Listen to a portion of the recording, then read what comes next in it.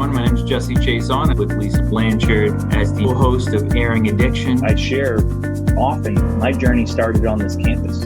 Got sober as a client here, just like you. I really do see phenomenal change. Always hope. I've seen situations that on the surface look impossible become possible. Doing this podcast is to share those recovery stories, be honest about what the challenges are and have some real conversations, but kind of share that out on the airwaves. Welcome everybody to another episode of Airing Addiction. Really glad that everyone is listening. Whether you're listening online live as we air this on New England Recovery Center's Facebook page, or later on YouTube, or one of the many different platforms this is out to. If you're listening somewhere around September 24th when we're recording this, this is the last full week of Recovery Month, and it's been a beautiful time to reflect and to learn about all the events that are happening during Recovery Month, and we are finishing strong today with some awesome guests to talk about a very crucial piece of recovery. I'll turn over to Lisa to introduce who we have today. Thanks, Jesse. Yes, happy Recovery Month to all who celebrate, which should be absolutely everybody, whether you're in recovery or not. And so as you've probably heard, if you've listened to any of the other episodes, there have been kind of key messages for each week of Recovery Month this year in 2024. And the key message for this week, we couldn't have better guests for this, because it's building social supports and a caring community is essential for recovery. So it's really those concepts that we don't ever recover alone. We need the support of others. Community is essential to help us grow. Family, friends, peers, really play an important role. And really it's that which we talk about all the time on this podcast, but I think it's particularly important today, is that social inclusion, not isolation, is what really feeds recovery. So I couldn't be happier to have our guests on today. So we opened our 4th peer recovery support center at Spectrum just a little over a year ago in Lynn, Massachusetts, and it's called the Recovery Exchange, which is such a cool name. I mean, the community created it, which is why it's so cool, but it's great because we're on Exchange Street, and I think that's so fantastic. So with us today, we have the program director, Kim Patterson, who's been working in the city of Lynn, serving homeless and individuals with substance use disorder for over 25 years. And she's also been a case manager for women in recovery. She's in long-term recovery. We'll let her share as much of her story as she'd like. But we're really excited to have Kim here. And we also have Ladonne Rogers, who's a peer coordinator at the Recovery Exchange. And he's been 8 years in his own personal recovery and 20 years of lived experience, really focused on creating that safe and supportive environment for individuals to work on recovery, which I can't wait to hear a little bit more about today. So to kick us off, Kim, do you want to share a little bit about kind of how did you get into this recovery field, and what does that look like for you? So actually, I got into the recovery field pretty early on, and it started out with working with the homeless at Lynn Shelter, homeless adults. And within the shelter system was a recovery portion that was run by a person I had a lot of respect for. And I ran the day program at Lynn Shelter. So I used to come up with activities and all that kind of stuff. And I was finding that a lot of the recovery people actually participated, but it was in their participation, those people who were still like chronic alcoholics, or they might be sitting there drunk. And after a little while, they would just start joining in. And I thought that was really fabulous, because it got them from that being disorderly to actually participating, even while being drunk. It still made them feel a part of, and it got them active, so they were less likely to engage in disruptive behavior. So it was really nice. And then shortly after that, I mean, I stayed with the homeless for a very long time, which is a kind of an equal balance of substance use disorder and just homelessness. And I began to work with families that had that And I also worked at Project Hope Women Program for about 3 years. That was my second job. So I always had a second job. So, and it was just been because I was a woman in recovery, it's just always been a passion of mine to really help those trying to find their way out and offer them the hope and support that they need. How did you hear about the fact that a peer recovery center was coming to your community?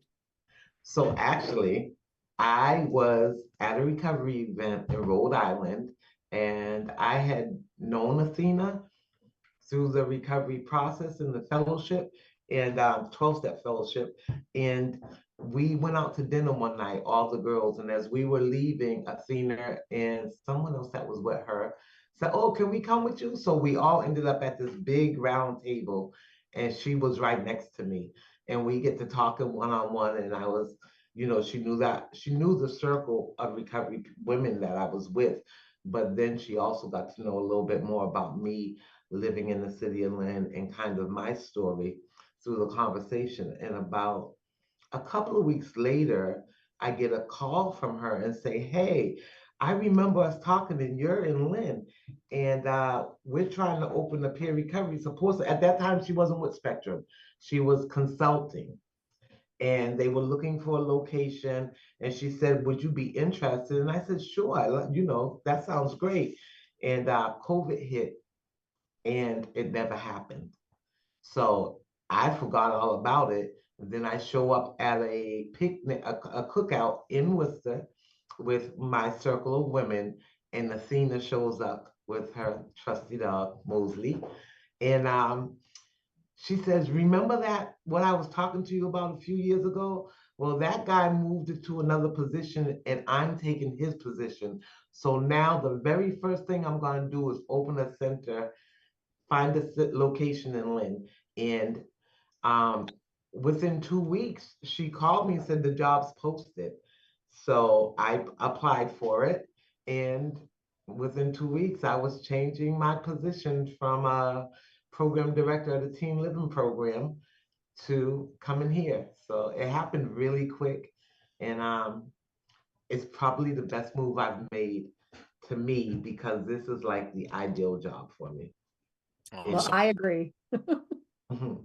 I love it. I love it, Kim, and just such a great origin story of really what a peer recovery center represents, right? Yeah, Community. community Community is crucial. and And connections. connections. And, I love the fact that you included, like, we were sitting at a big round table and she Yeah. happened to sit right next to me. Right. And for those listening that maybe are, kicking this recovery idea around, or, maybe an early recovery, or really any part of recovery, and, still feeling like held back, like, ooh, I don't know how to like interact or engage. Well, if you're anywhere near Lynn on Exchange Street, we know a place, Mhm. right? And you just show up. And Kim, I think your story is a beautiful example of what can happen when you just show up. You were there for, your own recovery, and then boom, one thing led to another. Didn't happen right away, right? The whole world took a pause, but then Mhm. here we are with the Exchange Center, a year into existence. So that's awesome. And I think Ladonne, also one oh, of the great things before we move on to Ladonne was when they interviewed me, she called me and she's like, "You're going to be interviewed by the recovery community." So I was like, "Oh." nice. So there were like 6 people in my interview. I knew Wow. everyone but one person, which made I was able to go into that interview very, very relaxed. These people had previous knowledge of me from recovery, so it made the interview process very easy. So it was nice. It was a really great experience. Thank you so much for sharing that, Kim. That's like the icing on the donut of just about community is crucial. And, for someone who's leading this peer recovery center to be such a important part of that community, Mhm. right? Like 5 out of 6 people you already knew, and you went in there and it's like, oh, here we are, people in recovery talking about how to help people. I love it. I love it. LaDawn, I'd love to hear from you, and anything you'd be willing to share about, how you got into this position or what your passion is in recovery, or anything that you'd like to just open us up with? So I got in this position. It was like by a fluke because I was before this I was working at a cabinet company when I was doing kitchen cabinets and demo. And I'll tell you a little bit about my experience. So I had my substance use ended up when at the end I was homeless and I was fighting a case from the street. Um, and I ended up incarcerated due to my alcohol use. And once I got into jail and I got all, the drugs and alcohol out of my system, I got offered a new way of life. And thanks to the Department of Corrections, they allowed me to go into further treatment when I got released. And once I got released, I went to a halfway house in Lynn, which is the Ryan house that completely saved my life. Um, I spent 9 months in that place and I completed and graduated that place. And I moved on to further treatment from there into a sober living home. And I spent 4 years in that sober living home. And I managed two and a half to close to 3 years of that sober living home. And after leaving that sober living home, I went on to doing the cabinet thing because I was working with them shortly. And I did the cabinet thing. And then I got a text from my wife's friend, which is Michelle Simmons. She works in the recovery community. Been on And this podcast. Yep. yes, and she's wonderful. And she sent me a text and she said, "Hey, Ladonne, how would you feel about working at a recovery center?" And I really didn't know too much about recovery centers before. I heard about there's one in Malden um, that I had popped in a few times, but I had never really like went in one and literally seen what they did on a daily basis. So I said to the job that I was at, I was already sick of it. I said, I got to get out of there. My knees are hurting, my back's hurting. And this is something that I actually really loved. Like I loved working with people that were, coming out of prison, that were moving into sober living homes, and they were trying to find a new way of living. And so once they posted that job, I applied. I came and seen Kim, and we hit it off before. I've always heard Kim's name in the past, and then to see her and hear her experience and lived experience, it was amazing. So I did actually get the job. I was the second, I think the second hire. I was the second hire next to Maria. So we didn't have any members, no nothing yet. We're just starting, getting the name out, and it's been amazing. It's been amazing how the community has come together and creating, you know, all these things and showing up on a daily basis for their own personal recovery is so beautiful.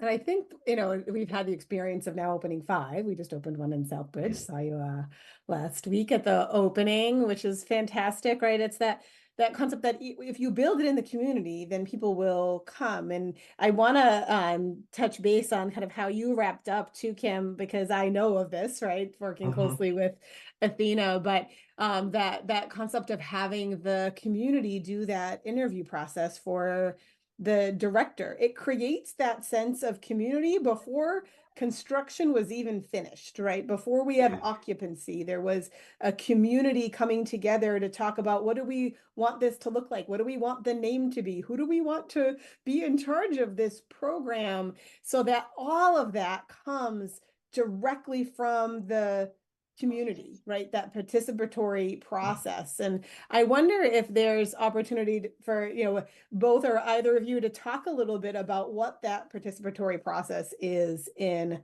a peer recovery support center. So the participatory process for me was very, very unique. I always worked for a human service agency where the rules were already in place and they were governed by the administration. And my job was to make sure everybody followed those rules.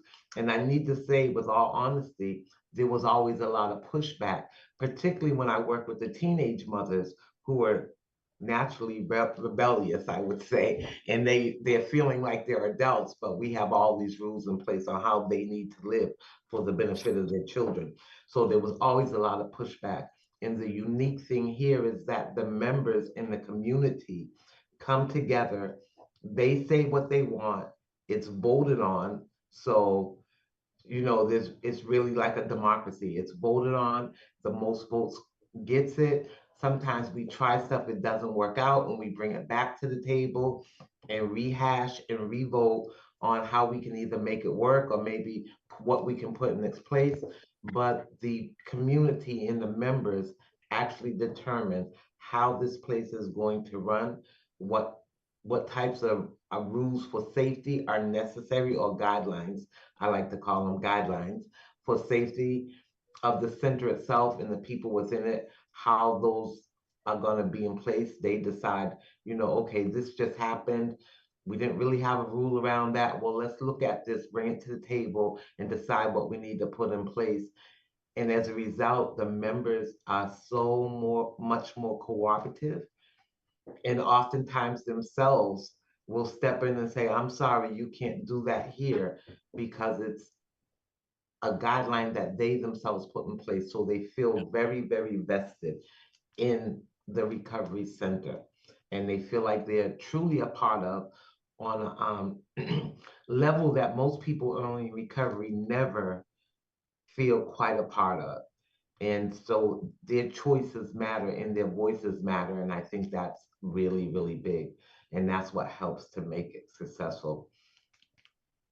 Choices and voices. I love it, Kim. Voices, I love yeah. it. And, as you were saying that, I was hearing like the personal buy-in, like how beautiful it is that it is a democracy. And yeah, there are some guidelines because we have to maintain a safe environment so we can continue to help the people that need the help. And how beautiful it is that, like you said, people would be like, hey, I see you doing this, but can't really do that here. It's a guideline, and, really just step in because of that personal buy-in.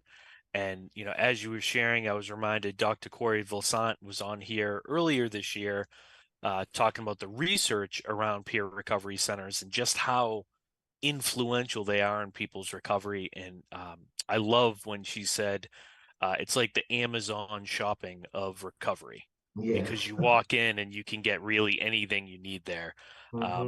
I wonder if either one of you could talk about just some of the, what to expect if somebody walks into the recovery exchange, what's offered there and what a little bit of what that looks like. So when you walk in, we have someone at the front desk who's going to greet you with kindness, and it's a safe place, like the colors. And once you walk in, you feel safe. And that's like the whole purpose of here, is like coming in and greeting someone who might be going through something. And we offer them, you know, the calendar, which we have daily activities on, daily meetings. Um, we have events. There's so many things that these members create for people to come in and look at, and they go, oh, what is the all recovery meeting? Because most of the community is used to the 12-step fellowship, Alcoholics Anonymous, NA meetings. And so when they come in and ask about the all recovery meetings, they're opening their mind to something different. And that's what these peer recovery centers are about, is like experience something different in a safe environment where everybody can be heard, and express their opinions. So I like the fact it was all new to me, the all recovery aspect of it, because that during the years it's been either side. It's always been a side, but now it's open to many more things where people don't have to feel like they need to leave because of certain substance use. So we do offer this meditation. there's different meetings, there is Dahmer. We can, there's games here. We have a full kitchen. We do have a chat and chew on Thursdays where we cook for everybody for the community to come and eat and talk with each other and get to know each other so that they feel comfortable. And that's the whole point is bringing that community together to feel comfortable enough to share their experiences so that we can do this together, you know? And I love that, the all recovery meetings, and I've had a lot of exposure, with us, supporting peer recovery centers at Spectrum for so many years. But I've just loved that perspective, and I appreciate all pathways. I appreciate AA, NA, like I appreciate really whether people take smart recovery or clinical or refuge recovery and looking more at mindfulness. But you all have a seat at the all recovery table. Like you can also go to those meetings and sit in the all recovery meeting, or that can be your only meeting, right? And the only requirement is supporting multiple pathways, and you're in recovery when you say you are, right? And the impact of that, and not having to worry about, well, I take this medication for opioid use disorder or for alcohol use disorder, Yeah. or I follow this pathway. That sometimes I think we've gotten a lot better as a field. I think we're definitely moving in the right direction, but at times, it can feel like othered a little with some pathways. And the fact that the centers all focus on this all recovery meeting means that there's a seat at the table for absolutely everybody. Yeah, we actually had a guy come in last week, at the end of last week, and he said he came, and the day that he came, the all recovery meeting was just ending. And he was looking for what used to be a regular meeting around the corner, a 12-step fellowship meeting. And he said, they told me it was an all recovery meeting. And then I was like, oh, what's that? That's not really for me. He said, but something told me to come back. And he actually came back and started the meeting on time. And around the end of the meeting, he's like, I think this is really for me. Because within the meeting, some people identified as alcoholics and they use kind of AA fellowship language. Some people just identified as being in recovery. Some people identified as an addict, but no one at any time was like, oh, you can't say that. You can't do that. But it was all just talking about the recovery process. And there were no demands that you have to work the steps or that you have to do this. So it wasn't putting anybody into a box. Mm-hmm. Sometimes for so many years has been the case. So I came up in the 12-step fellowship, and I was actually mandated by DCF to do a 6-month treatment program.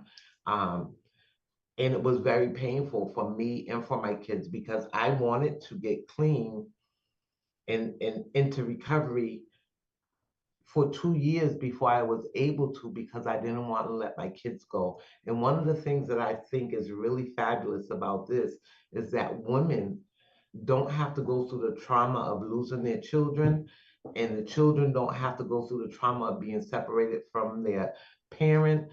As long as they want recovery, they can send their kids to school, and they have the option to come here, focus on their recovery all day, go pick their children up from school, go home and cook them dinner, have bedtime stories, and they get recovery without the additional trauma.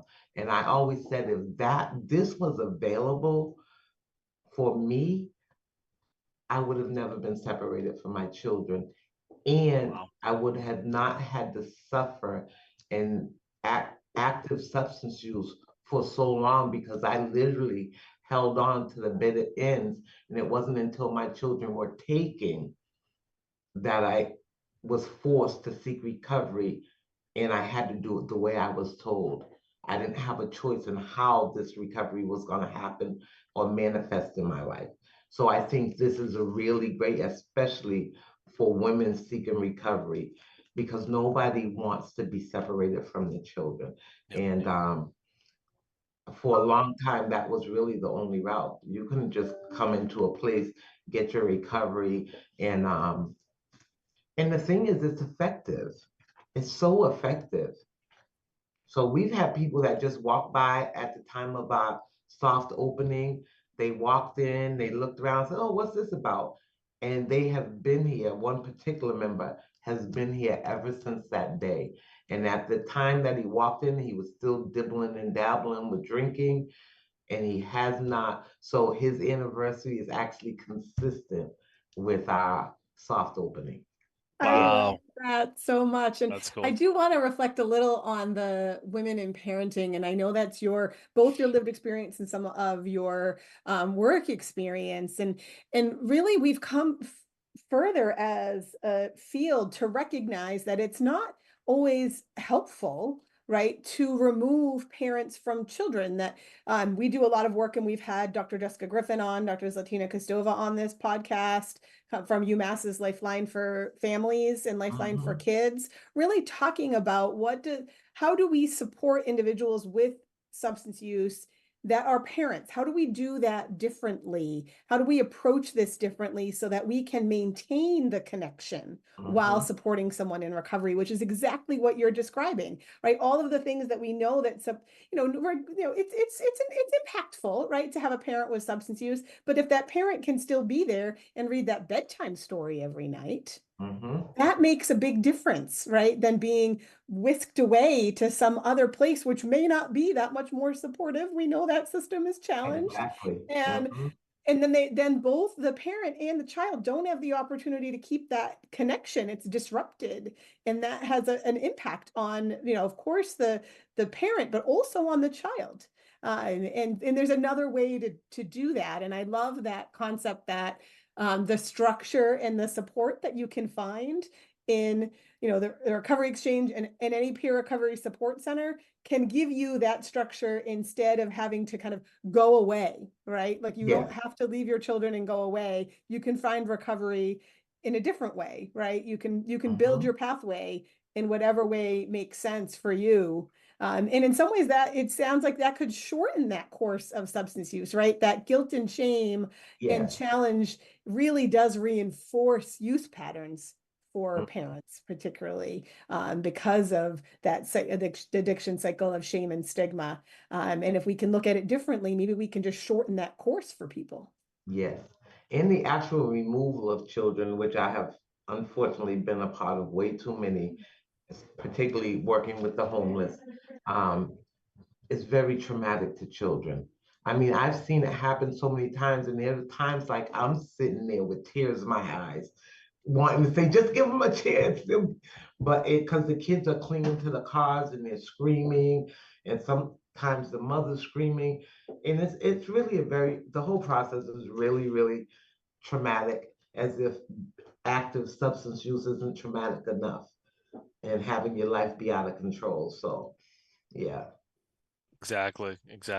And as you're talking about that, Kim, and as Lisa mentioned, your lived experience and your professional experience, I can think of no better person to be directing the center than you, that's not only aware of that trauma, but empathetic to that as well. Yeah. So, if anybody's listening to this and has involvement with DCF, or, children that are, let's face it, being impacted by active substance use, or, substance use disorder in recovery, just know that the Recovery Exchange is a safe place to come and to work on your recovery. Um, I would love to hear from either one of you, Ladonne or Kim, about, we used to ask this, I think, every episode, and then we got away from it because the conversation just is so rich and it kind of flows. But if there is any like resource that you use personally for your recovery, or, podcast, book, group, meditation, anything that's meaningful to you that you've had personal experience with that you'd like to share with others that are listening. So myself personally, I am a 12-step baby, I say, a 12-step baby. Since becoming involved in the peer recovery support center and learning about all the different pathways, which I was kind of had blinders on. I didn't know of all the pathways. And I'm coming up on 18 years. Um, Awesome. I had 15 years in recovery, and I relapsed with 15 years. I lost everything in 6 months. And I was able to get back, thankfully. And I'm coming up on 18 years. And for me, I feel like there's only so much 12 steps that I can do. I go through the 12 steps once, then I go through them again. One of the things that I found out is every time I did a step 4, I went back to relive some childhood trauma. And I was like, okay, if I've dealt with it and I've kind of healed from it, why do I keep revisiting it and bringing it into my present? So for me now, it's more about maintaining balance and some spiritual centeredness. And I have discovered stuff like the Sohaja Yoga, which is a meditation. Um, Even the Dharma recovery, which is kind of a combination of Buddha and Reiki, but it's more mindfulness.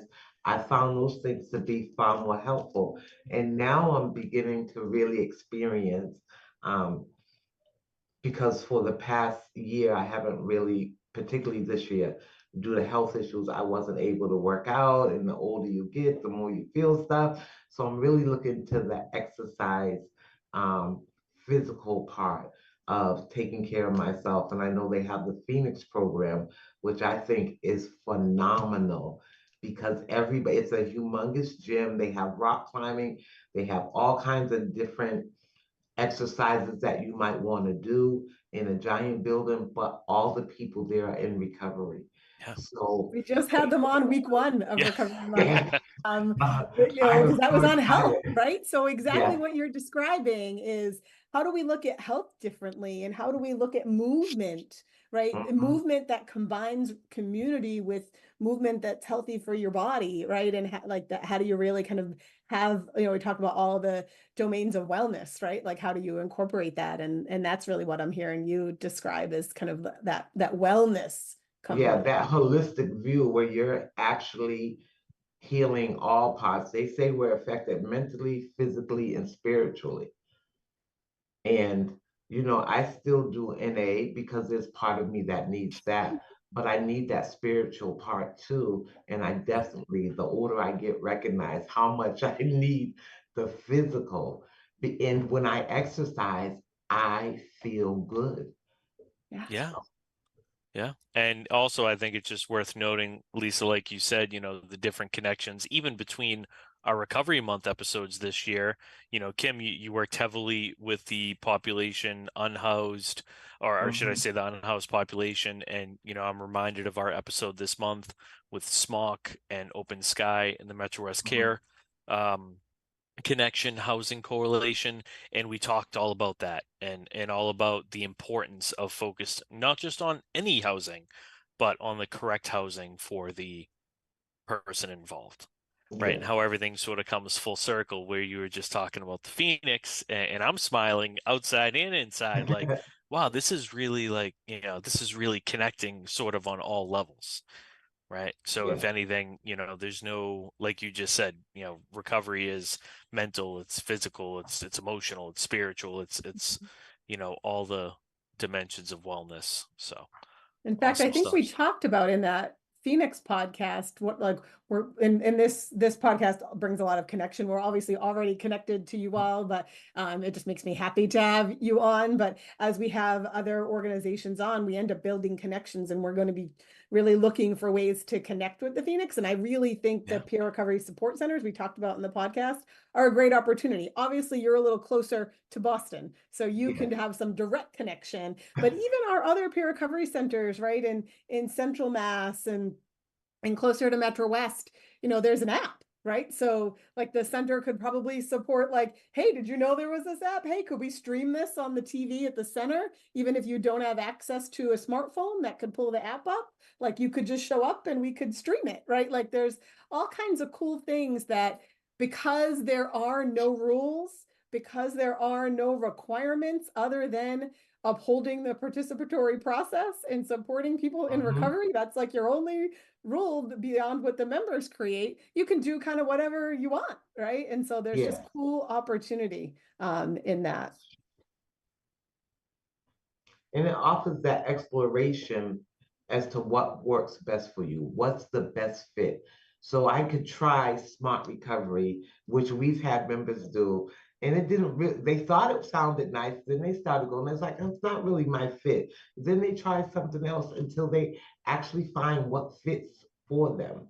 And it's really great to see. We actually had our staff members, because for smart recovery, you have to be trained to facilitate. Mm.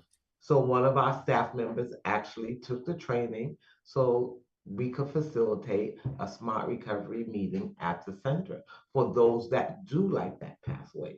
So it's really, it actually has broadened the horizons of not just the members, but the staff, of which all have lived experience. And our horizons have broadened exponentially since being here. So it's a great thing, because it's continuous growth in this recovery. It doesn't have to be so monotonous as an NA meeting 1 hour a day, every day, same people, same stuff. You can sprinkle a little bit of everything in your recovery and take care of the whole you and feel more complete. Yeah, I love what you just said there, Kim, about sprinkling a little bit of everything in recovery, because I often say that there's just so many resources out there, like it was said about like peer recovery being the Amazon of recovery services. We could all, hopefully be in recovery for the rest of our lives and many more decades and still not scratch the surface on all the different resources that are out there, because there's just so many, and there's so many more being created as well. Who knows, out of some connection maybe at the center, that there's something that works for somebody, and you try it, because like Lisa said, there really are no rules on top of just supporting that participatory experience. And then someone else says, hey, I've always wanted to do that, and then boom, there's a group connecting there, right? Yeah. And the center is a space for that, almost like a blank canvas in a way, where you're really catering to the needs of the people who are in the community, and what they, their unique needs. Ladonne, I'd love to hear from you about any reflections of what we've been chatting about here around the different pathways to recovery, or anything else you feel like we haven't asked, or that you think is important to add to the conversation. Yeah, so for my own journey and my pathway is that I've used the 12-step fellowships also, Lee. And wellness for me too is like I go to the gym, and I'm actually been this past year I've been, reading some spiritual things, trying to, change my outlook on things, and it kind of guides me that I get to, have a little bit of peace and quiet in the morning, and read up on some stuff and try to guide my day to a positive way. And I personally like to stay connected to the community in all the recovery areas. Like I like to get involved with what other people are doing too, because that's the only way, by the connections, is how we learn as we grow, and um I like to be out and then come in and share ideas with the members, and have them to create. So all that stuff combined is like part of my journey right now. So, it changed from time to time, but it's been good. That Awesome. strikes me as that's one of those key messages we talked about being in the podcast, right? Community with people who accept us and encourage us to grow, right? So many of us think that growth is like a isolation job, like you're just responsible to grow, and of course we have to take some personal ownership. We can reflect on our own, we can do some work on our own, but really kind of one of the things that supports our growth the most is connection to other people. Right. And as you described, Kim, kind of broadening your perspective, right? You can't do that without connecting to other people. If you only read things that grab you the first time, you're not necessarily going to expand your horizons. But by connecting, as you said, Ladonne, to all the recovery community, so that you're constantly just open to learning, right? Is that connection to people is how we grow. And I also look at substance use as a community problem. And I know from my own personal lived experience, The neighborhood in which I came up in like the 90s, late 80s, early 90s, was inundated with crack, and the entire community suffered. Even those who didn't have a substance use problem, but they had to deal with the crime and all that came as a result of the substance use in that community. So why wouldn't the community work together to embrace and support people with a way out of that, because it only betters the community as a whole. So I like trying to work with the housing authorities in Lynn. In Lynn, there's actually a lot of temp agencies. So trying to connect with those kind of people, because that's also important, to be able to earn a living and get back to living normally, what they call normally, as quickly as possible, but to start being responsible and feel connection. And a lot of us feel like for myself personally, I took a lot from my community. So why wouldn't I want to give back? And the community tolerated me at my worst. So now that I'm getting to my best, why wouldn't I want that to be a part of the community? I was, because I got into recovery, and then I began to work with the needy people in the community to help them find strength and hope and stabilize their own lives.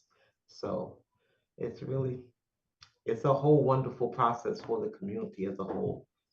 And I love that because it's a community problem. The whole community is impacted. So the whole community can be part of that solution, right? Mhm. And we can develop that in a peer recovery center, because the centers don't just support those that walk in, they support the broader community going out and doing, gardening or, cleanup, or supporting, the general community. Like it's not just, it doesn't just happen in those walls, right, at the Mhm. center, right? It gets brought back out into the community, and having a peer recovery support center has a significant impact on the community that it enters. And I think that's really true in Lynn. Yeah.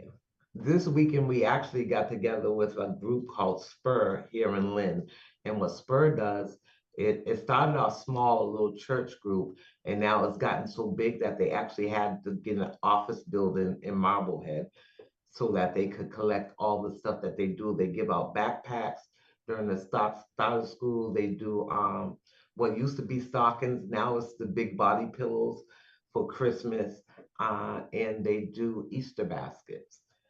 And everybody in that community, they collect all the stuff, they put them together, and they have agencies that service those less fortunate, come and pick them up. You apply for them. So they did a cleanup of the beaches and parks, and we did High Rock Park on Saturday in the rain. We're out there, we were picking up the trash, and it was nice because High Rock Park is a place where some people actually hang out that are unhoused. They hang out there, they use there, they drink there, they leave their trash there, and we were able to go out and clean up that so that the kids could go there and play safely in our community. So Yeah. that was a really great experience.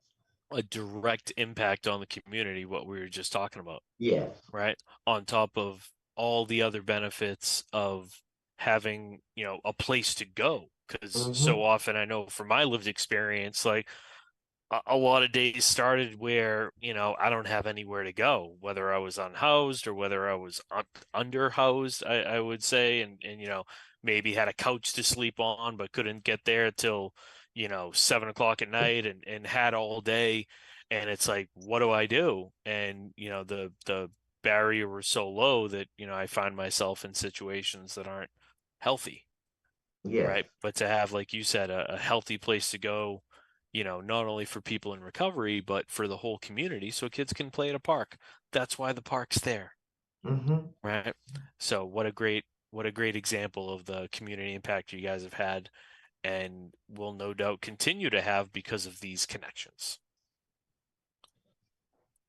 And also, because you said something that reminded me of this, is early in recovery, everyone that we surrounded ourselves with while we were caught up in substance use, we're doing the same thing.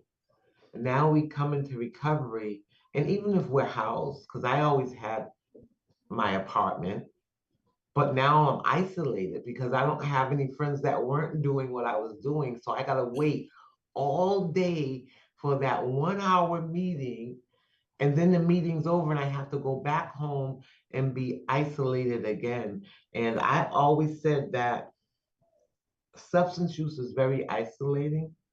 And the opposite of that is connection and community. So it's really great for that person because they don't have to sit at home with their thoughts and they're beating themselves up. They can come here and be with other people that are trying to do the same thing they are. And it's not just all meetings, we have fun. We play Jenga and we laugh at each other. So we're not like back to back meeting. We do arts and crafts. And it's and they learn how to laugh in recovery. Laughing is something they probably hadn't done in a very long time. So they get to come here and have that sense of connection and not have to go back to those old friends because they're lonely. Let me go just say hi to my old friends. And now they're caught back up in the substance use. They can come here and just say hi to their new friends. Yeah. Yeah. Or encourage their old friends to show up. Right. That too. This is where I'll meet you. The Peer Recovery Center, right? That too. Yes. All right, now we're getting to the end of this time. Is there anything that we didn't talk about that you guys wanted to say?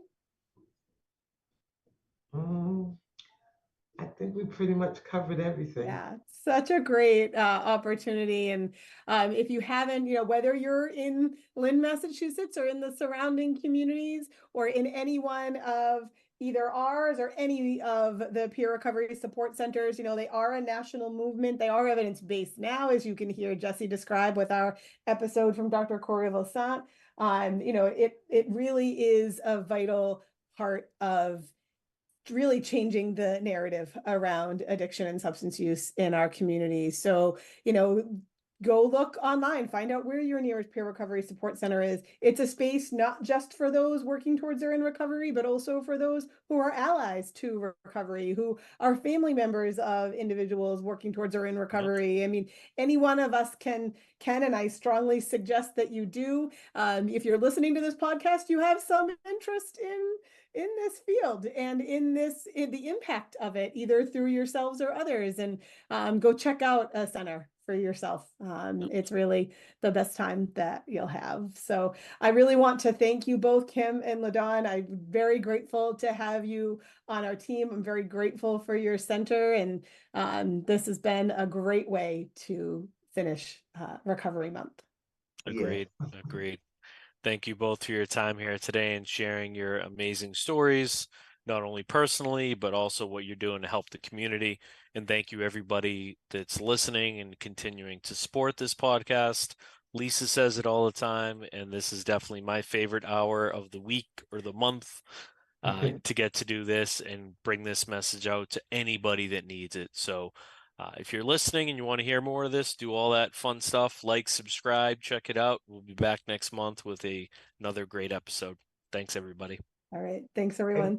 Thank you. Bye, everybody. Bye. Bye.